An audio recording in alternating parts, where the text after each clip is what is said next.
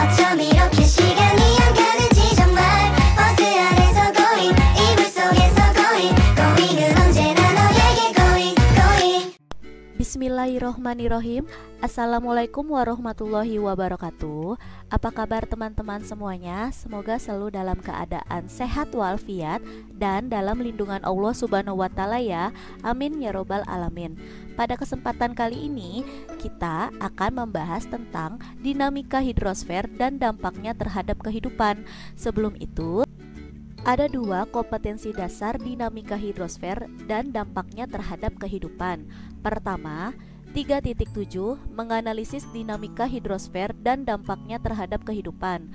Kedua, 4.7 menyajikan proses dinamika hidrosfer menggunakan peta, bagan, gambar, tabel, grafik, video, dan atau animasi. Baiklah, berikut adalah materi pembelajaran dinamika hidrosfer dan dampaknya terhadap kehidupan. Ada 3 materi pembelajaran dalam hidrosfer ini. A. Siklus hidrologi, B. Perairan darat, dan C. Perairan laut. Hari ini kita akan membahas A. Siklus hidrologi. Sebelum kita memulai materi hari ini, marilah bersama-sama membaca basmalah terlebih dahulu. Bismillahirrohmanirrohim. Pengertian hidrosfer. Hidrosfer berasal dari bahasa Yunani yang terdiri dari 2 kata, hidros yang artinya air dan sphere yang artinya daerah atau bulatan. Hidrosfer biasa disebut juga dengan hidrologi, siklus air, atau daur hidrologi. Hidrosfer dapat diartikan perairan yang mengikuti bentuk bumi yang bulat. Daerah perairan ini meliputi samudra, laut, danau, sungai, gletser, air tanah, dan uap air yang terdapat di atmosfer. Air di bumi memiliki jumlah yang tetap dan senantiasa bergerak dalam suatu lingkaran peredaran yang disebut dengan siklus. Siklus hidrologi sering disebut juga siklus air atau daur hidrologi. Siklus hidrologi berlangsung terus-menerus sehingga jumlah air di bumi relatif tetap. Selanjutnya kita masuk ke siklus hidrologi. Siklus hidrologi adalah suatu proses peredaran atau daur ulang air yang berurutan secara terus-menerus. Siklus hidrologi dibedakan menjadi 3. Pertama, siklus pendek, kedua, siklus sedang, dan ketiga, siklus panjang. Baiklah, kita akan mengupas satu persatu proses dari siklus hidrologi. Berikut adalah gambar dari siklus air atau siklus hidrologi. Siklus air atau siklus hidrologi meliputi beberapa proses sebagai berikut. Pertama, ada penguapan yang terdiri dari evaporasi, transpirasi, dan sublimasi. Kedua, ada kondensasi. Ketiga, ada presipitasi. Keempat, ada limpasan. Dan kelima, ada infiltrasi. Baik, kita akan mengupas satu persatu siklus air atau siklus hidrologi ini. Pertama, dari penguapan. Penguapan adalah perubahan wujud benda dari cair ke gas. Nah, di siklus air ini penguapan ada 3, evaporasi, transpirasi, dan sublimasi. Kita akan bahas mulai dari evaporasi. Evaporasi adalah peristiwa penguapan, yaitu proses berubahnya air menjadi uap air akibat dari penguraian karena adanya energi panas matahari.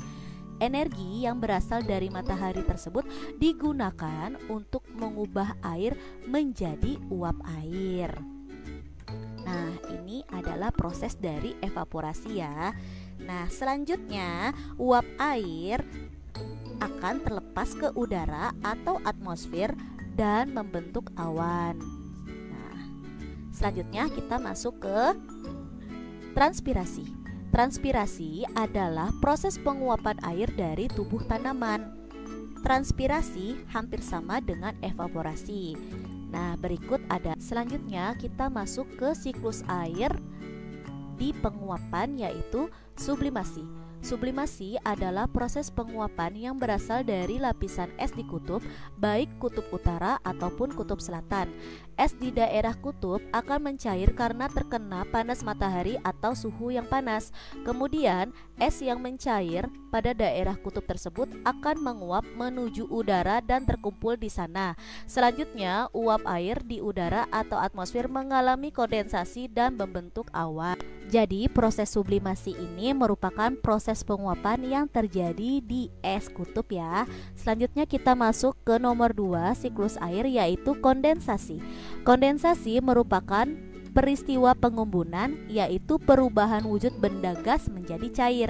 Berbeda dengan penguapan tadi ya. Kalau penguapan tadi perubahan wujud benda cair menjadi gas, sedangkan kalau kondensasi merupakan perubahan wujud benda gas menjadi cair. Oke, selanjutnya kita masuk nomor 3 dalam siklus air, yaitu presipitasi.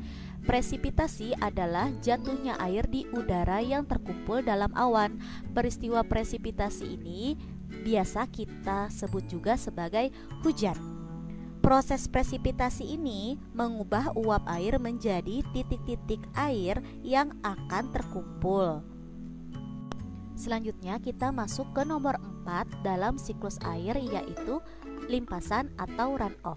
Limpasan atau runoff adalah proses air yang jatuh ke bumi mengalir di atas permukaan bumi. Air bergerak dari tempat tinggi ke tempat yang lebih rendah. Selanjutnya, aliran air akan menuju saluran air seperti sungai yang kemudian akan bermuara di laut atau samudra. Jadi, ini adalah proses dari limpasan atau runoff. Proses limpasan atau runoff ini, air yang tidak meresap ke tanah akan mengalir di atas permukaan tanah. Seperti ini ya. Aliran dalam permukaan air akan membawa air menuju sungai hingga menuju laut. Air yang sudah berada di tubuh perairan akan mengalami penguapan kembali.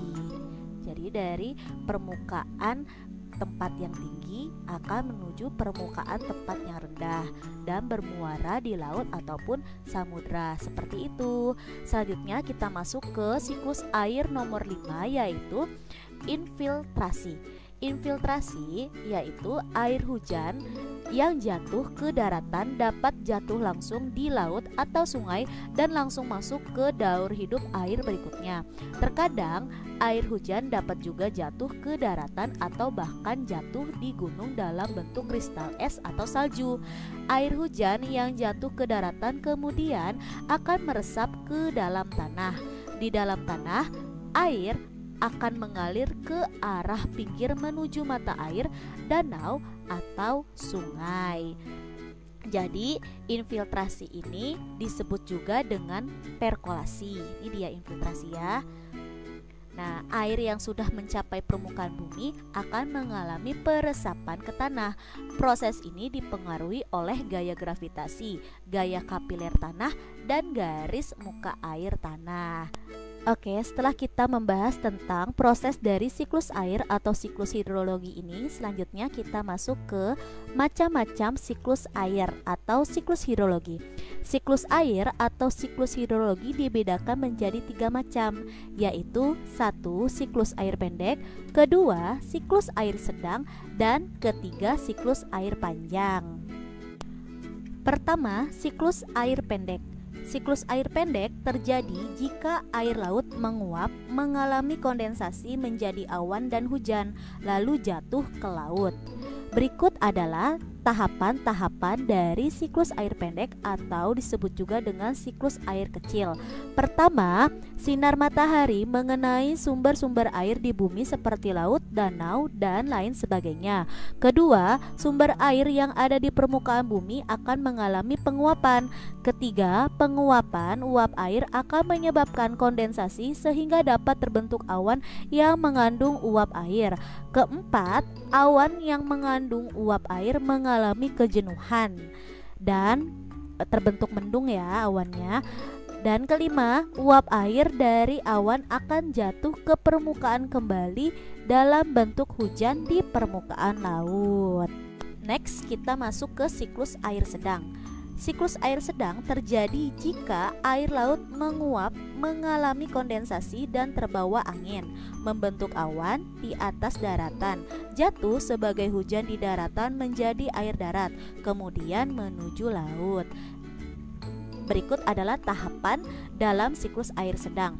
Pertama, matahari menyinari permukaan bumi termasuk sumber-sumber air seperti laut, samudra, dan danau. Kedua, sumber-sumber air tersebut mengalami penguapan atau evaporasi. Ketiga, uap air di permukaan bergerak karena tertiup oleh angin ke darat, sehingga terbentuk awan di atas permukaan daratan. Keempat, selanjutnya hujan turun di atas permukaan daratan. Kelima, air yang turun di daratan akan mengalir ke sungai atau limpasan atau meresap ke dalam tanah, disebut juga dengan infiltrasi. Dan terakhir, kemudian air akan mengalir menuju laut untuk kembali mengalami siklus air berikutnya. Selanjutnya, siklus air panjang. Siklus air panjang terjadi jika air laut menguap menjadi gas, kemudian membentuk kristal-kristal es di atas laut. Dibawa angin menuju ke daratan, jatuh sebagai salju, membentuk gletser atau lapisan es yang mencair, masuk ke sungai, dan lalu kembali ke laut.